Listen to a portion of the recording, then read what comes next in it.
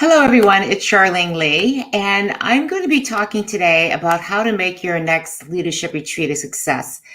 This is something that I had been planning for a while, and I think the topic is especially important right now, given everything that is going on out there. We've got COVID, we've got social justice, we've got all the uncertainty that's going on in the world, we've got economic recovery. So, as a leadership team, how do you think about this? How do you think about what to prioritize? Because it feels like everything is a pressing emergency that we have to deal with right now. And in speaking with leadership executives over the past week or two, it's especially daunting right now because the whole issue around social justice, about righting the wrongs, and the role that we have had each individually in not doing something about that puts extra pressure and focus on what are we going to do right now? What are we going to say? So what I encourage you to do is to sit back a little bit, take a step back from all the urgent things, just for a minute to think about what we need to do as leaders in this crucial moment. How do we show up with so many demands put on us?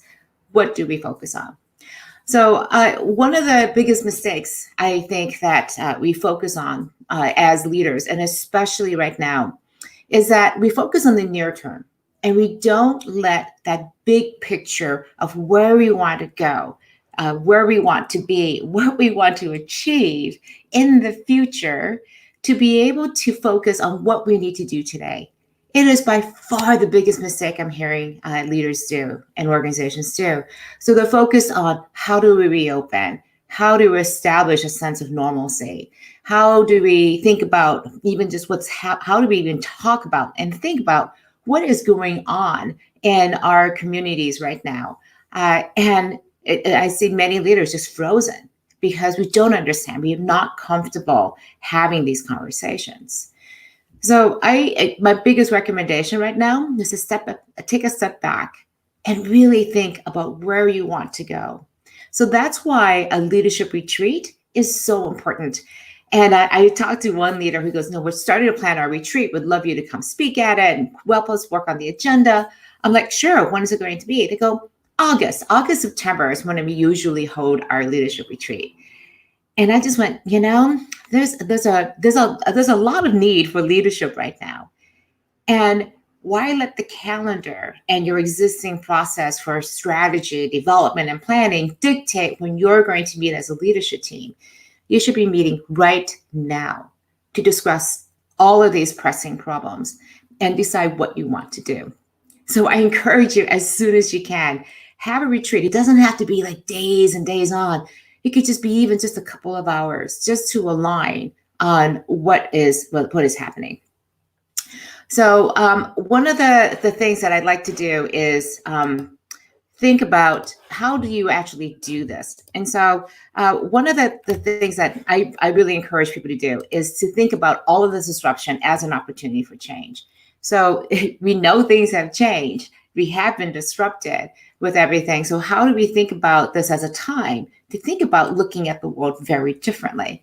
And that can be very challenging if you're not somebody who's used to thinking about big, huge, radical changes that are happening. In fact, you may be thinking, my culture, my organization isn't capable of doing this. So let's talk about this one step at a time. What I do believe that needs to happen are 5 things, and I'll go through each of these in successive order. And they are the following things. One of the first things is to commit to prioritize. And then, because you can't do everything, so what are you going to do first, second, third, fourth? The second is to align on your post-lockdown strategy is going to be. The third thing, I think, especially given what we have right now, it's a really interesting time to be able to make your diversity, equity, and inclusion priorities something that sits on your agenda. And it isn't just something temporary. It needs to be on your agenda permanently. And then align around a purpose and values for your organization, because you will absolutely need them in order to focus your organization and to rally around truths that you believe in. And then finally, do a culture audit. So one of the things I'd like to start with, first of all, is just this wonderful quote from Warren Buffett. He says, the difference between successful people and really successful people is the ability to say no to almost everything. And so this goes to my commitment to prioritize priority, which is the first thing you need to do in your retreat. And that is commit to only doing a small number of things that are really going to make a difference right now. And one of the ways to do this is at the very beginning of the meeting, lay out how you're going to do this, and then do this at the end. But you want to lay out at the very front, this is what we're going to do. So I took this completely straight out of Warren Buffett's playbook. He has his team, Peter Flint in particular, his COO, make a list of the top 25 goals and then circle and pick the top 5, just the top 5. And then this is the hardest part. You have to commit to not doing the other 20.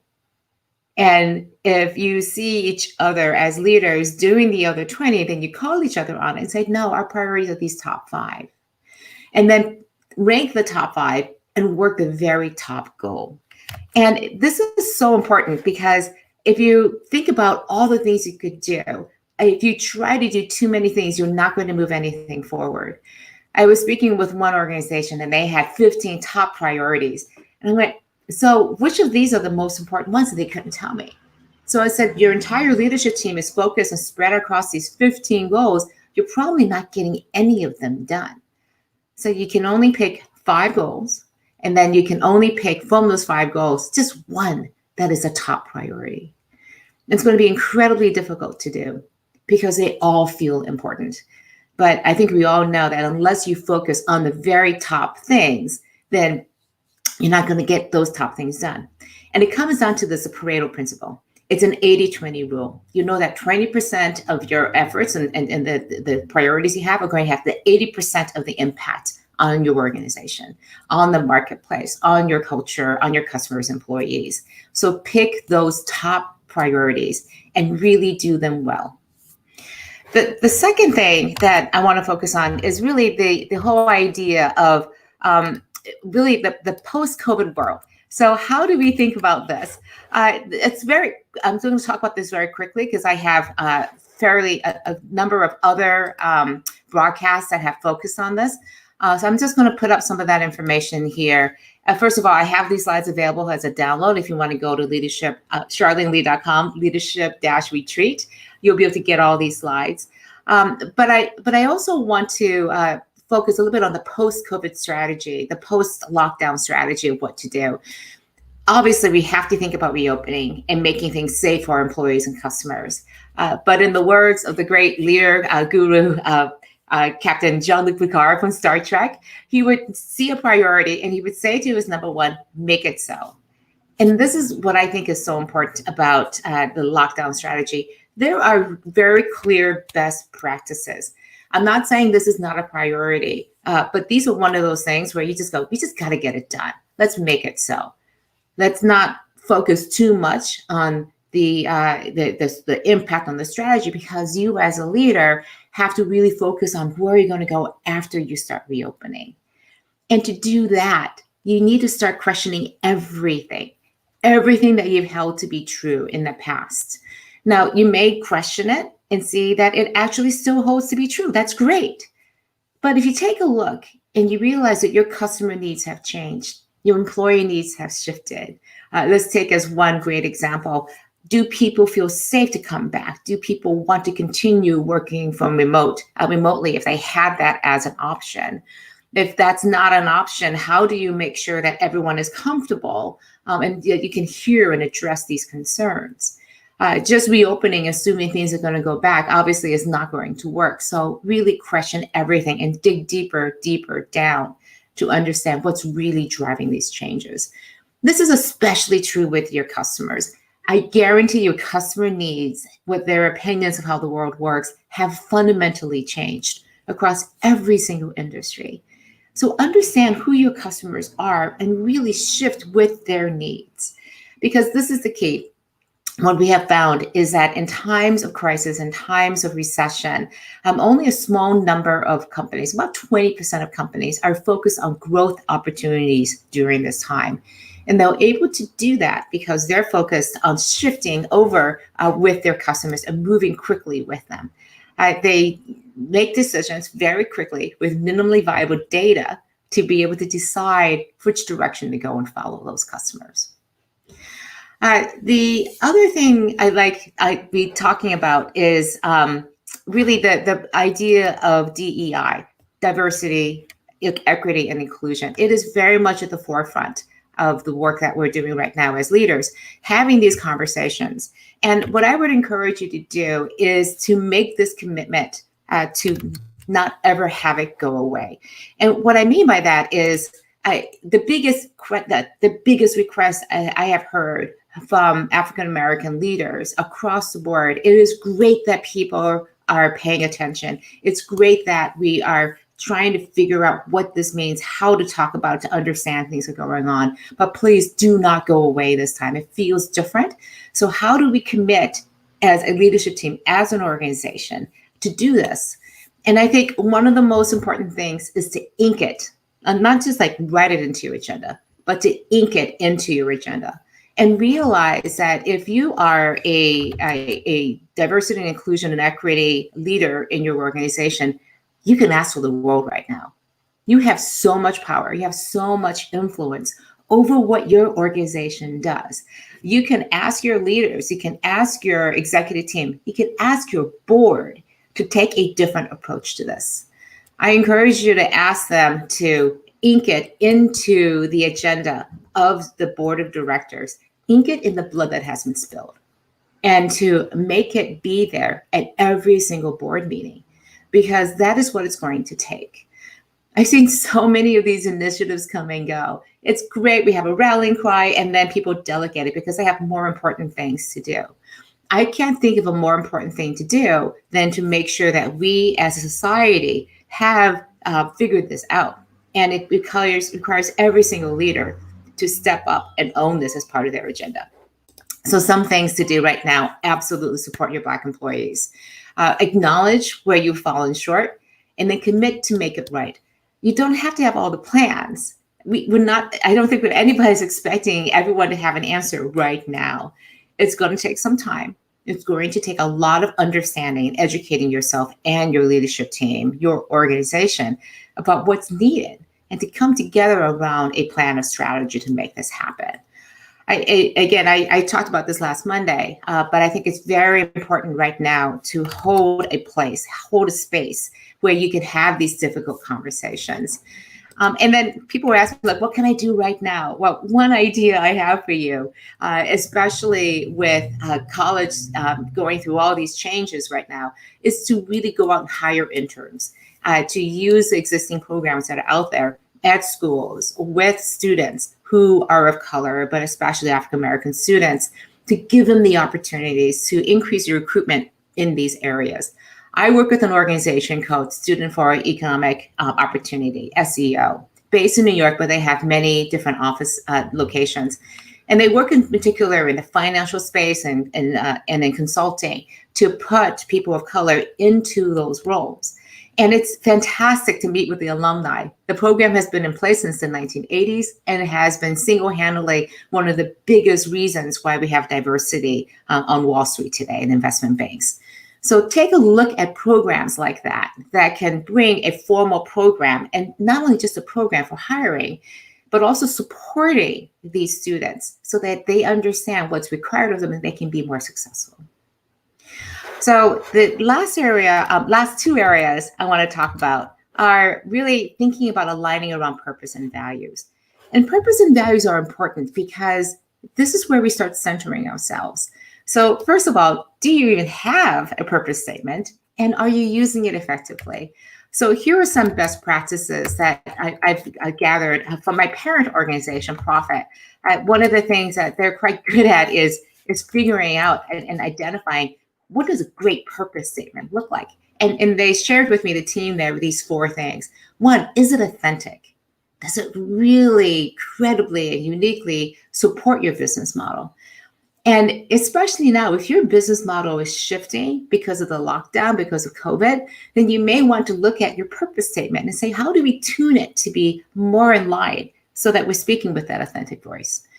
Inspiring. It's awfully nice to have a purpose statement that gets people out of bed and excited to show up at work. Shared. Is this really centered on the values that your entire organization believes in and have aligned around?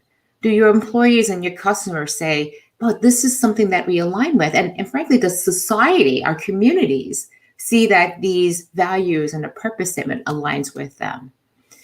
And then finally, actionable. Make sure that's integrated into how you do business. And things like, do you use it on a daily basis to make decisions? Are you using it to go into and have these difficult conversations? Especially today with the different priorities pulling on emerging out of lockdown, dealing with social injustice. Your purpose and values need to be front and center at the beginning of every single one of these conversations. I can't begin to stress enough how important this is, and that if you don't have this, then we are going to be having to really address that. And then the last thing I would like to focus on, and then I'll turn it over to look at some of the comments and the conversations from people. The last one is to do a culture audit, because with everything that is going on in your organization right now, how is your culture doing? How are people thinking about things? What are the beliefs that people hold right now, especially around the organization's ability, the faith in the leadership, but also the beliefs that you hold to be true? Are they the ones that you want to be there? What are the things that if you lay out your strategy, if you lay out your DEI initiatives, people look at that and go, that's great, totally aligned with that. Or I don't believe you. I don't think we can do that. Understanding where people are is going to be crucial for you to know where the work has to be done. And then I'll come back to, again, the very first thing is to prioritize. Once you've done all this work now, prioritize where the top 5 things are that you're going to have to work on. So that's how you make your leadership retreat, your next one that you have. And I hope you have it within the next 2 weeks, a success. You have to go through and take a look at your priorities, align on your post-lockdown strategy, look at your DEI initiatives, and make a commitment to ink it into your agenda. Look at your purpose and values. Do they still align and serve you well? And are you actually using them effectively? And then finally, do that culture audit. All right, I'm going to take a look at some of these comments in here. Let's see. Thank you so much. I'm going to not do your name right. Mirganta, thank you so much for joining from India. I don't know what time it is there, but I can't be the normal time when we're working. Thank you so much for joining. Peter, I just took a breath. Thank you so much for that point and comment about just breathing. We have somebody, Job, we're coming in from Kenya, so very diverse group here today. Let's see, the other things that we have here are Michael coming in. I'm not quite sure where that is. And then we have, let's see, so Bawana is saying that they have weekly leadership meetings, and the topics that you're focused on are focused on change and management, which is great. I think that, again, focusing on the top priorities for leadership instead of the operational details, thinking about how you're going to have to change is the key thing. I would encourage you to take some time potentially and have a retreat so that you can center on some of these really big issues.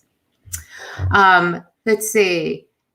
David, great to see you here today. I hear you about the leadership coming from the US. I wish we were stronger leaders, that we have stronger leadership from our political leadership.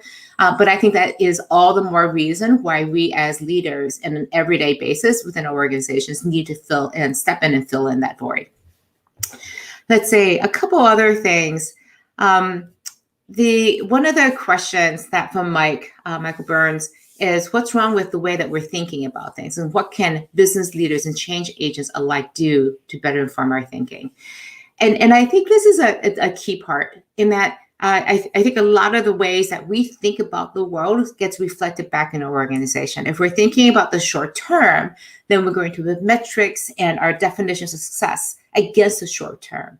If we craft our purpose, our mission, where we want to go in our strategies into big ambitions, hairy, audacious goals, these BHAGs, then we start thinking about the world differently. We start acting in very differently.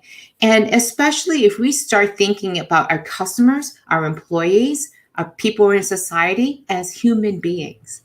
We talk about civil rights, about social justice. And I think in so many ways, the reasons why we have this problem is we don't think about these other people as real people, as humans, just like ourselves. We do not have empathy for them. What I talked about last week was, in just in a very raw and frankly, I'm really angry about this, is that we've lost our humanity. We've lost our ability to be empathetic, to stand in somebody else's shoes, to see them as real people. And we begin doing this by practicing this every single day. Do we see our employees as people, or do we see them as a resource to be exploited, to be worked on, to have to manage, to control? Or do we see them as people who are inspired by a common belief and a goal of what we can achieve together? Two very different views of the world, and we see organizations operating between these two poles, somewhere in the middle. We keep shifting back and forth around this. So I think that the fact that we all have biases, we all have unconscious biases, cognitive biases, and the work we have to do to understand what those are is the work that needs to be done. Let's see a couple other questions here. I'm just going to go through here.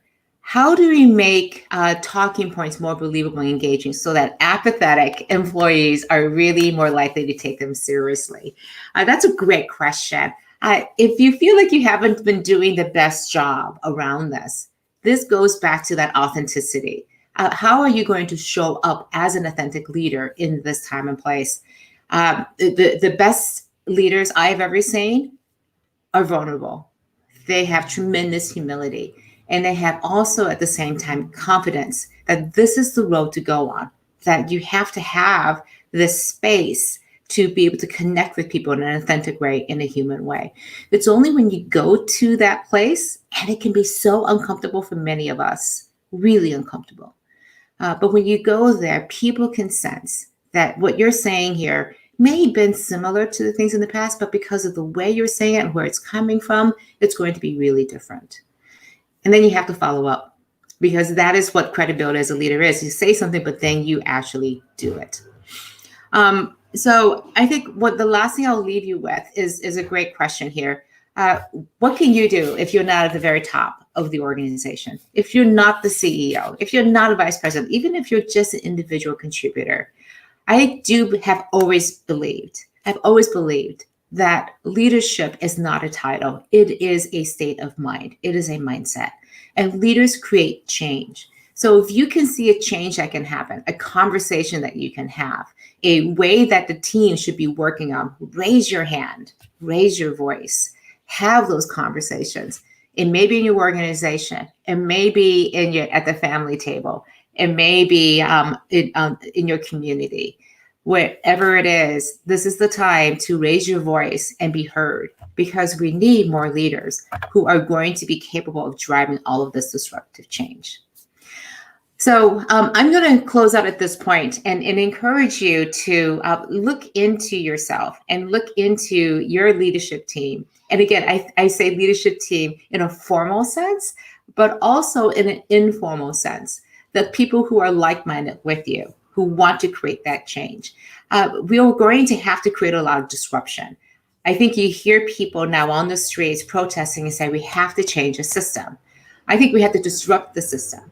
And whatever that system is, whatever are the wrongs, the things that are not functioning with us, there's no way to just incrementally make it better. We're going to have to disrupt it in order to make the huge amount of changes that we are going to have to make. This is for ourselves, this is for our families, our organizations, our communities, for our society. And my hope is that you will join us in so many different ways to make that change happen. I'll leave you with this one last thing. I have started a community called Quantum Networks. It's to support disruptors. And that's an acknowledgement that this is not an easy path to take. If you are interested in joining the community, it's a free community. We're having regular discussions. We're having one today about everything that's going on around social justice and how we can show up better. So you can join us at quantum-networks.com. And regardless of what you do every day, I hope that you'll take a moment to think about how you can show up better as a leader and how you can start creating the change that's so needed. Thank you so much for watching. I'm Charlene Lee, and we'll talk again soon, hopefully. All the best to you.